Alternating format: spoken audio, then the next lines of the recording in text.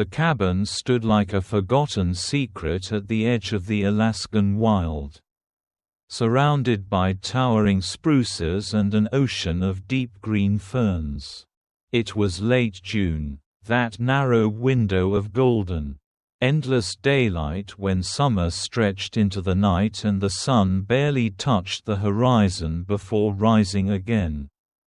Jonah Reeves had been there for 12 days. The wildlife photographer, rugged and quiet, had taken up temporary shelter in the small log cabin to document the movements of wolves, moose, and the occasional lynx for a documentary on wilderness solitude. He wasn't unfamiliar with isolation, after 20 years chasing silence through lenses. He'd come to find more comfort in birdsong than conversation. The forest was his cathedral. The camera, his only confession. That evening, as golden light poured through the tree canopy like liquid amber, Jonah sat on the cabin's step, reviewing footage from a trail cam he'd mounted a few miles north. His laptop hummed quietly, faint against the insect drone and rustle of leaves. He didn't hear the first sound, but he felt it, a tremor, subtle, like a shift in the air pressure. Then came the sound, not birds, not branches snapping, something heavier, rhythmic, uneven, footsteps. Jonah froze, the back of his neck prickling.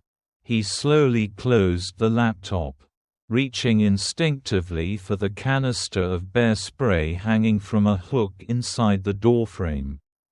He gripped it tightly, thumb ready at the trigger.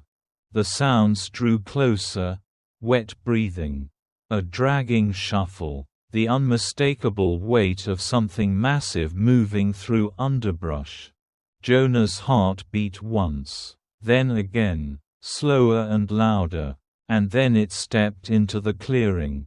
A brown bear, enormous, broad-shouldered, dark-furred, and caked in mud, its left rear leg dragged unnaturally behind it, and from the joint just above the paw, a trail of blood dripped steadily into the moss. Its chest rose and fell in hard, labored breaths. Tufts of fur were missing from its flank, and one ear looked torn, ragged at the edge. Jonah didn't move, didn't even blink. The bear was less than 20 yards away. In that range, if it charged, he'd only have seconds. But it didn't charge. It didn't roar or rear up or snap its teeth. The bear looked at him. No.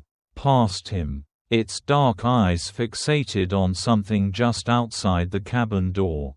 A plastic water jug. Jonah followed the gaze. The jug was nearly full. Condensation beading on the outside from the cool water inside. He had left it out earlier while refilling his smaller bottle. In the heat, even shaded, it was a beacon. The bear took one more step, winced, and then, astonishingly, sat.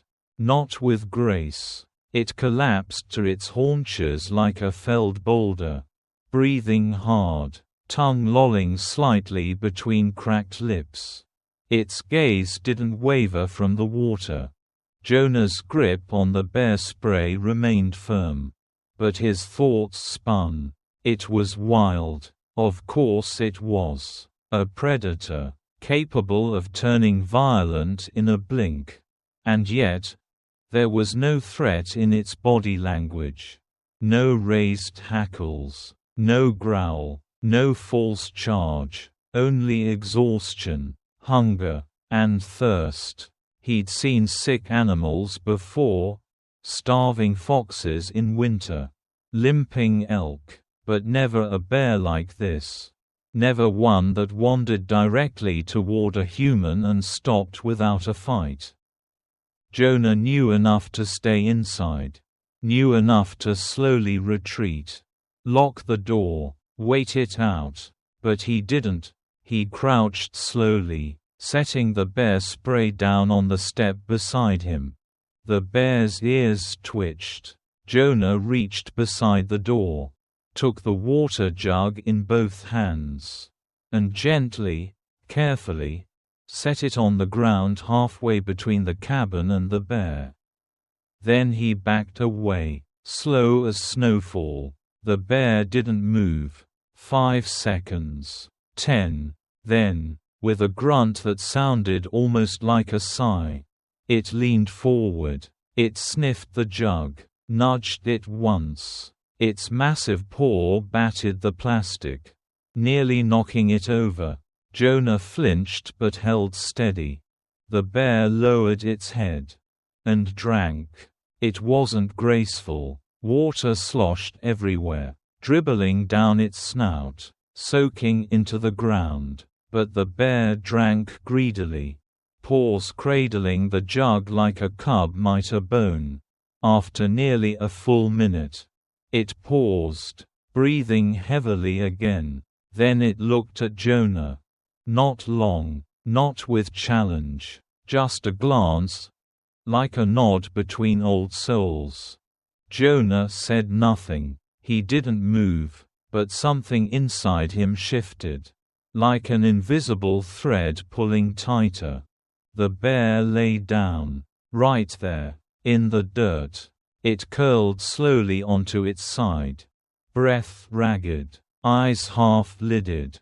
Jonah waited, bear spray still within reach, body tense. But the bear didn't move again. Minutes passed, maybe more. Eventually, Jonah rose, stepped back into the cabin, and closed the door. Not all the way, just enough to give the illusion of separation. He watched through the sliver of space. The bear slept, or rested, maybe too tired to even sleep properly, maybe on the edge of something worse. But it hadn't come to harm. It had come to ask. And Jonah, for reasons he couldn't name, had answered.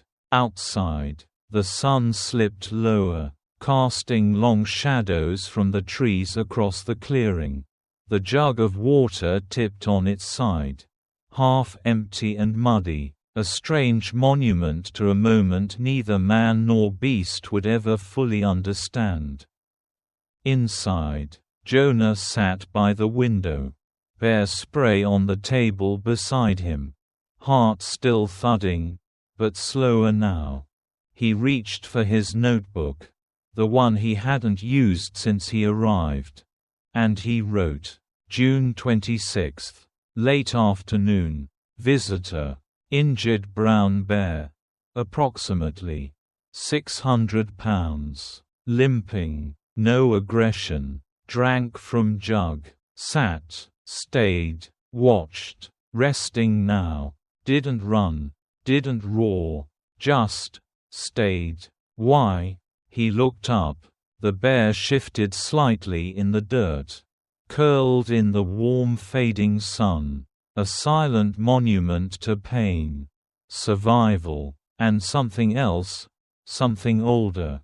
Trust? No, not quite. Something simpler, a need.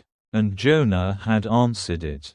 Not with fear, not with force, but with water. And for now, that had been enough.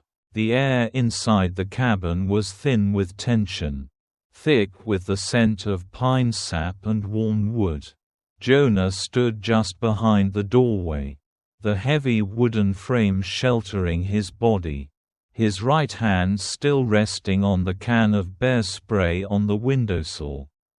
His breath had slowed, but his heart beat steady and deep, like a warning drum in his chest. Through the narrow gap between the door and its frame, he watched the bear. It had not moved for several minutes. Only the steady rise and fall of its ribcage suggested it was still conscious.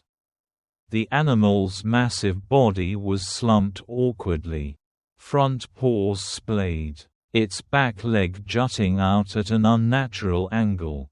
Blood had dried along its inner thigh in streaks of dark rust. The fur along its side was matted and torn, likely from a fight, or a trap, or worse.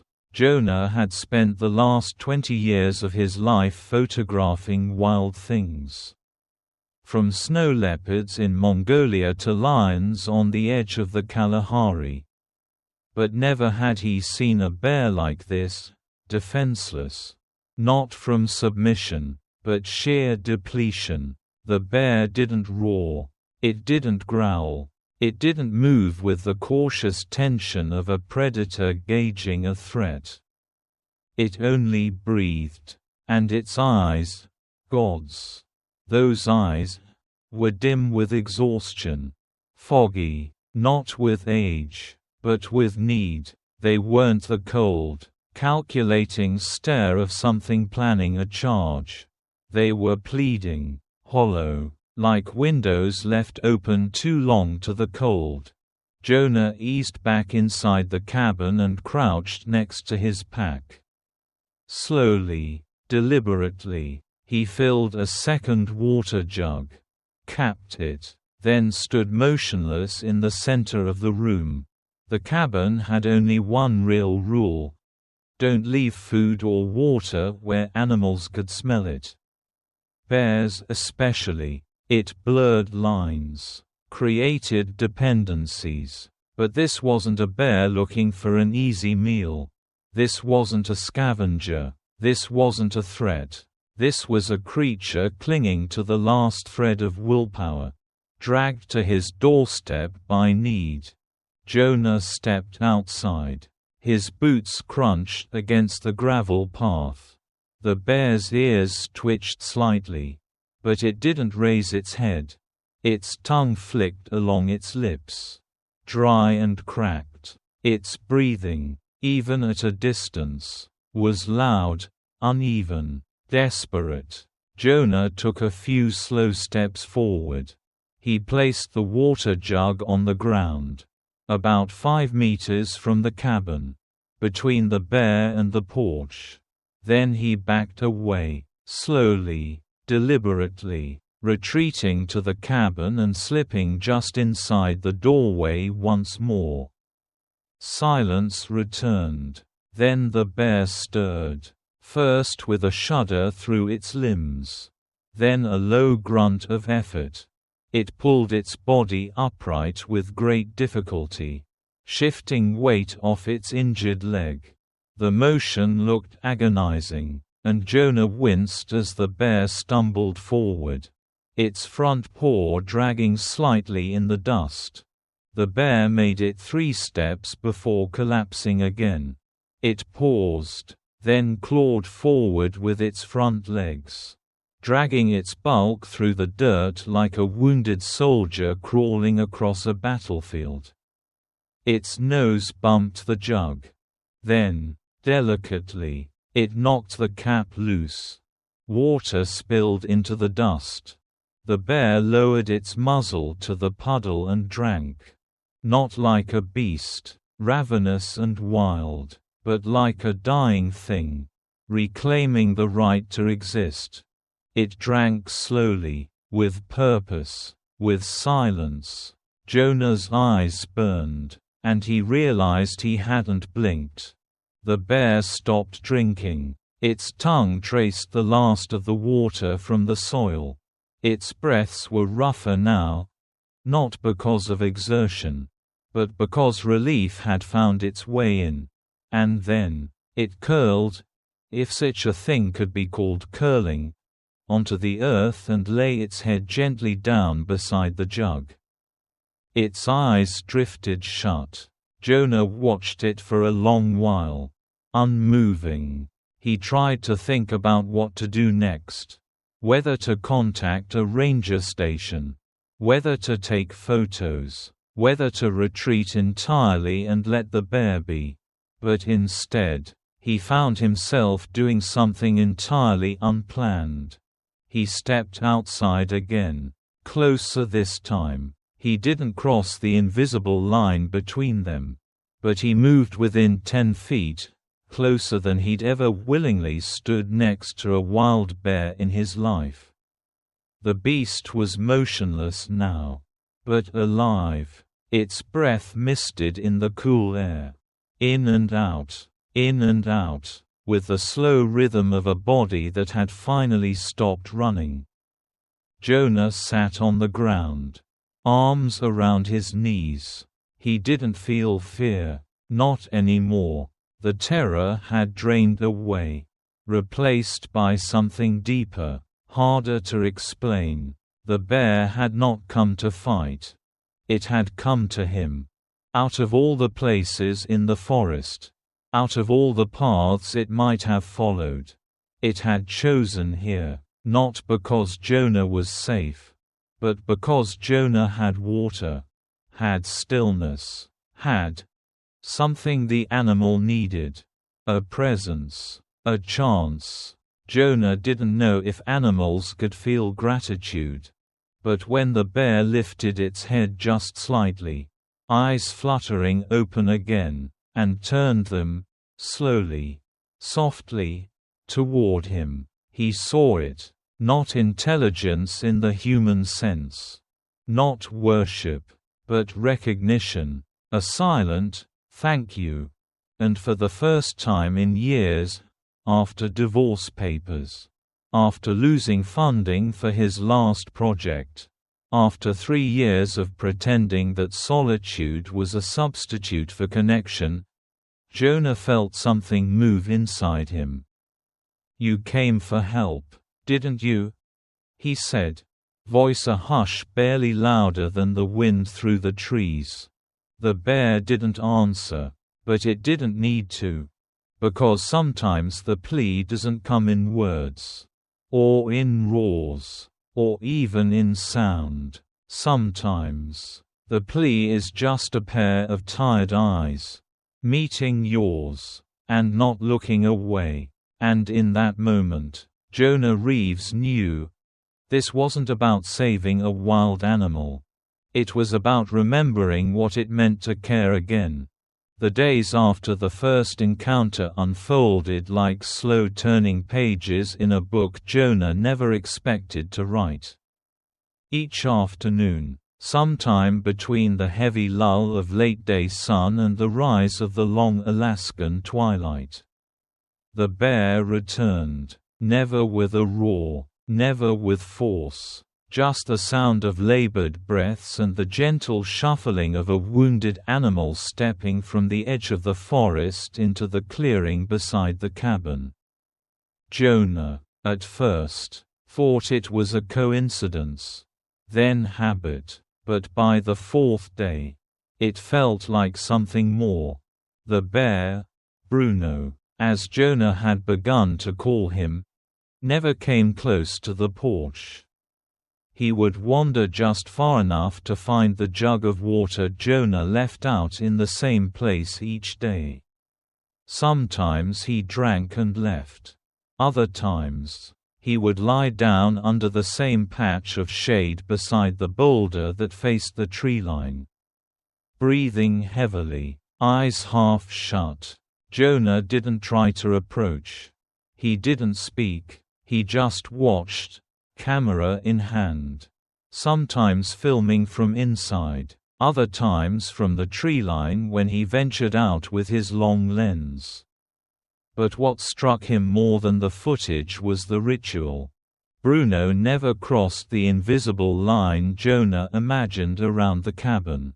He never sniffed around for food. Never pawed at the windows or nosed at the door. Jonah had seen bears tear through tents and shatter coolers, claw their way into cars when hunger spoke louder than instinct. But Bruno was restrained, as if some old code in his blood reminded him that not every place was meant to be invaded. Or maybe he simply understood. Maybe this wasn't a battlefield. Maybe this was neutral ground. Jonah began to experiment. He started placing small offerings next to the water jug, clusters of wild berries, some soft apples, a chunk of watermelon, nothing too enticing, just enough to ease whatever strain was etched into the bear's bones. Bruno took them, but never greedily, always after looking toward the cabin, like asking permission from a man who had long since stopped expecting anything from anyone. Jonah documented it all, not just the bear, but himself, his own hands shaking a little less each day, his breath not catching when he heard the first snap of underbrush, the tension in his chest loosening by degrees. He told himself it was still dangerous, that this was a wild animal, that at any moment, the silence could break into violence. But it didn't. One evening, the air was especially still, so quiet even the insects seemed to hum lower. The sky was awash in orange and violet. Jonah had returned early from resetting a trail cam and was drinking coffee on the porch. Camera beside him, when he heard the now familiar steps. Bruno emerged from the brush like a ghost out of the dusk. But this time, he didn't go straight to the jug. He stumbled, just slightly, a catch in his movement. A pause. Jonah leaned forward, instinct overriding caution. He reached for his binoculars and steadied his elbows on his knees. Bruno was limping worse than before. The wound in his hind leg, still dark and crusted, had reopened. Jonah saw fresh blood glistening against the fur. Bruno didn't make a sound. He dragged himself to the same spot near the boulder and lay down slowly, stiffly, as if trying not to aggravate the pain. His breathing was heavy, slower now. Jonah's gut twisted. He'd seen infection before, on wounded foxes, on orphaned deer caught in fencing. He knew that without proper care, without antibiotics or rest, this bear would die. Maybe not tonight, but soon. He stood, his hands tightened around the binoculars. "What are you doing?" the old voice whispered. "You're not a vet anymore. Not a fool. This isn't a pet." But Jonah was already stepping off the porch. He moved slow, careful not to crunch the gravel path. Each step was deliberate. His boots sank into the moss and pine needles. He held the binoculars in front of him like a talisman. Bruno lifted his head, just slightly. Jonah stopped. They looked at each other. Man and bear, less than 10 meters apart. The air between them was dense with unspoken things: trust, fear, memory, some language older than speech. Jonah raised the binoculars and adjusted the focus. He could see the swelling now, the cracked edges of the wound, flies gathering at the edges. "Infected," he murmured. Bruno blinked. Slowly, Jonah lowered the binoculars. He crouched, not close, but low, so as not to seem a threat. He spoke gently, like he used to in the exam room years ago, to nervous dogs or trembling horses. "You're not going to make it much longer like this, big guy." Bruno didn't growl, didn't move. Jonah took one more step. Then another. He was close enough now to hear the bear's breath, smell the metallic tinge of blood beneath the heavier scent of fur and earth. "I can't stitch it," he said softly, "but I might be able to clean it. Maybe stop the rot." Still, the bear didn't move. Jonah didn't press his luck. He backed away slowly, like mist retreating from the dawn, and returned to the cabin. That night, he stayed up researching, digging into old field books, calling on muscle memory from his years in practice. He prepared a basic antiseptic wash, mixed from a field kit he'd kept buried in a drawer for emergencies. He boiled water, cut clean cloth strips, and waited. The next day, when Bruno came, Jonah sat in the same spot near the boulder, but this time he brought the wash kit. Bruno saw him, paused. Then, as if some quiet understanding had already passed between them, the bear lay down again, and Jonah moved closer. He didn't touch him, not yet, but he spoke, and he offered, and slowly, cautiously, he reached across the gulf between wild and man, not to claim, not to tame, but simply to try, to help. Because in the raw quiet of the Alaskan woods, trust wasn't built with words. It was built in silence. In water left without expectation. In food placed without demand. In eyes that watched, and waited, and chose, every day, to return. Bruno had chosen. Now, Jonah would choose too. The morning mist still clung to the treetops like breath frozen in air. The forest was quiet in its usual, holy way, early light spilling between branches, dew turning the moss silver. Jonah sat on the cabin's porch, a tin mug of coffee in his hands, steam curling into the crisp Alaskan air. It had been 2 weeks since the bear first appeared. 2 weeks of uneasy trust, tentative ritual, and small, careful steps across the divide that separated man from beast. Now, they were standing at the edge of something else. Bruno had returned again the previous evening, his gait stiff but less pained. Jonah had seen the wound begin to dry, the swelling reduce, days earlier, with the kind of quiet resolve only desperation could forge. He'd used what tools he had: tweezers, a curved hook, antiseptic spray, to clean the injury. It had taken all of his nerve to move within arm's reach. Crouching just to the side of Bruno's flank while the bear lay panting. Trusting, motionless. The moment had felt like stepping through fire. Jonah had spoken softly, his voice low and constant. "All right, big guy, it's gonna sting a little." He had seen the thorn first. Buried beneath matted fur, thick, curved, likely from one of the low brush traps meant for small game. It had pierced deep, festering in the soft muscle above the joint. The bear had twitched, rumbled a low moan, but never struck out. When Jonah pulled it free, blood oozed dark and slow. Then silence. A long, weighted pause as Bruno lifted his head and looked at him. Not with pain.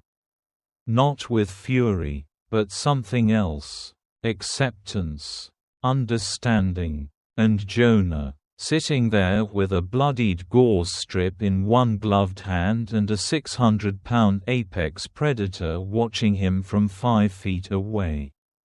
Had whispered, "You knew I'd help, didn't you?"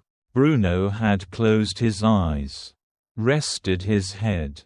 That night, Jonah hadn't slept. The enormity of it, what he'd done, what the bear had allowed, kept his mind circling, wide-eyed and awed. Now, on the porch in the quiet warmth of sunrise, Jonah didn't expect Bruno to return again. The bear had drunk less and less over the last few days. He hadn't touched the berries the day before. His movements had steadied. The limp was nearly gone. He was healing. That was the goal, wasn't it? Jonah took a sip from the mug. Then he heard it. No grand entrance. No snapping branches. Just the soft crunch of pine needles under great weight. The familiar huff of breath moving through a heavy chest. Bruno stepped into the clearing. He didn't limp. He moved with a slow, deliberate grace. The same way he always had, but this time, without pain. The sun glinted off his fur. Now cleaner, glossier, light catching the curve of his massive shoulders. He paused at the edge of the clearing, scanning like always, but his gaze didn't search for water, or food, or safety. It went straight to Jonah. Jonah set the mug down.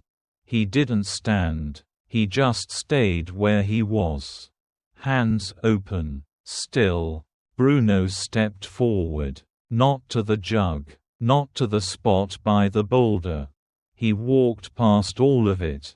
His steps easy, his head level. Jonah's heart thudded as the bear crossed the invisible line he had never crossed before. 5 meters. 3. Bruno stopped a single stride away. He didn't growl, didn't make a sound. He simply stood there, still as stone, his massive head turned slightly, eyes meeting Jonah's, and held. Seconds passed like whole seasons. Jonah didn't breathe. The bear's gaze didn't hold fear or confusion. It held something else. Acknowledgement, respect, a kind of thank you that no language on earth could speak, but somehow still said everything. Jonah blinked. "You're better now," he said softly, more to himself than to the animal. Bruno didn't move. Then, just as gently as he had come, the bear turned. No rush, no drama. He lumbered toward the forest, stepping between 2 firs as if slipping into shadow. A few pine boughs shook. A low branch creaked. Then silence. He was gone. Jonah sat there a long time, his heart slowly settling, his breath catching up. He reached for the coffee, now cold, but the warmth, real warmth, lingered. That moment hadn't been one of wild danger, or scientific wonder, or even personal triumph. It had been a goodbye. Not a loss. Not the grief he'd known too well in his life.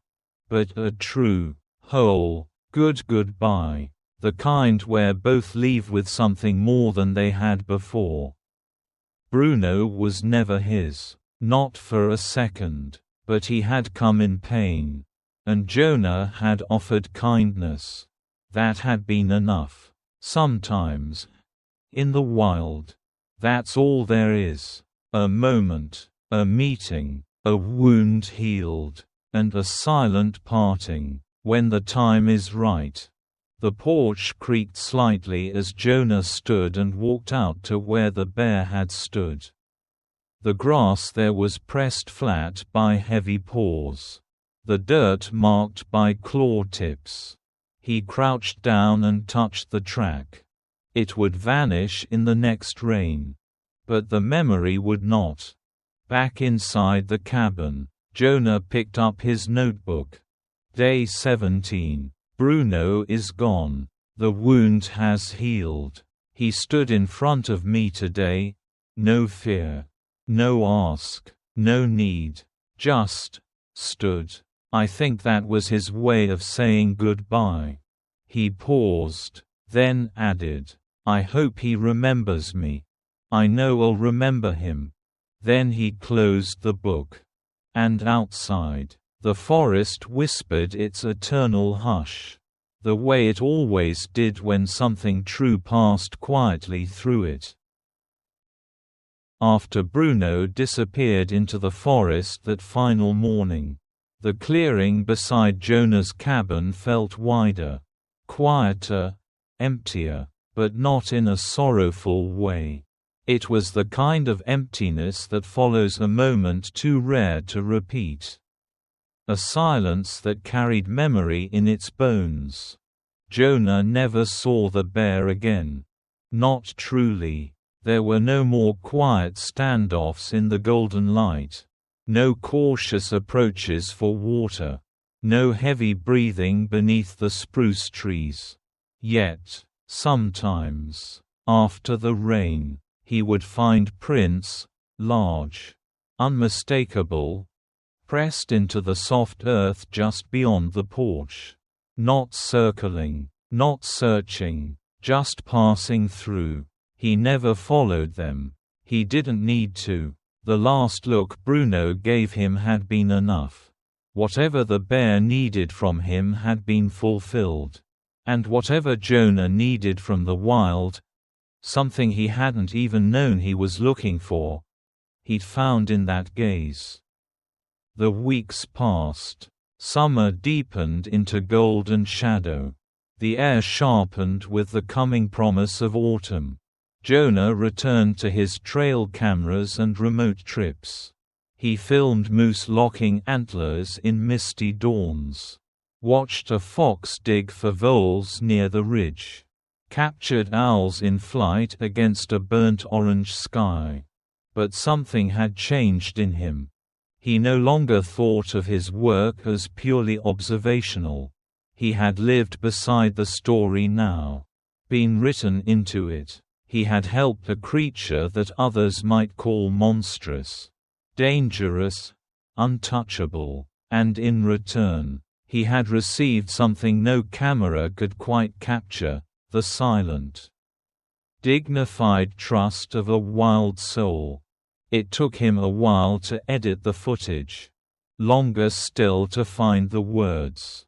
But when he finally uploaded the video, a simple, unpolished journal of what had happened, it wasn't for fame, or even awareness. It was for truth, for memory, for the simple record of a connection that had no place in textbooks.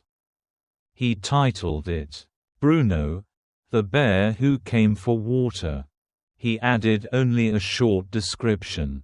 A wounded brown bear limped into my life one summer in Alaska. He didn't roar, he didn't beg, he just stood there, and waited. So I listened. The video went viral, not overnight, but steadily, like roots spreading underground. People shared it with captions like, "This gave me hope," or, "We don't deserve animals." Wildlife forums dissected it. Teachers used it in classrooms. Artists painted Bruno, imagined in brushstrokes and digital light. But what touched Jonah most were the quiet comments. The ones that said, "I cried," or, "This reminded me of my father," or, "Sometimes I feel like that bear." It was no longer just his story. It belonged to everyone who had ever been broken, ever been strong enough to ask for help. Because that's what Bruno had done. And Jonah had answered, not with control, or taming, or dominance, but with presence, with care, with the radical choice to see an injured wild thing not as a threat, but as a being worth saving. He wrote about it later in a short essay for a wildlife journal, published alongside stills from the video. In the final paragraph, he included words that had come to him one sleepless night on the porch, staring out at the trees where the bear had once stood. It wasn't the size of the beast that made him powerful. It was the humility to ask, and the grace to trust. He thought about that often. How much easier it would have been for Bruno to keep walking. To die in the woods. Alone and proud. And how easy it would have been for Jonah to close the door. Keep his distance. Call in the rangers. File a report. But neither of them did. They had met in the middle. And in that rare space, between instinct and understanding, between fear and empathy, a kind of grace had bloomed. Jonah's life continued, but it was different now. People recognized him on trails. Asked him if he ever saw Bruno again. He always smiled and said, "No, but I still feel him out there." Because he did. In the wind rustling through the trees at dusk. In the sudden hush of the forest just before dawn. In the shape of a paw print washed half away by rain. Bruno had become more than a bear. He was a reminder that kindness doesn't need a reward. That power isn't only found in teeth and muscle. And that sometimes, when we are brave enough to listen, we might hear a call for help, even from the wildest places. And if we answer, not with fear, but with open hands, we just might save more than what we see in front of us. We might save something in ourselves. Thank you for watching the video. If you enjoyed it, please comment 1. And if you didn't, just hit like. See you in the next videos.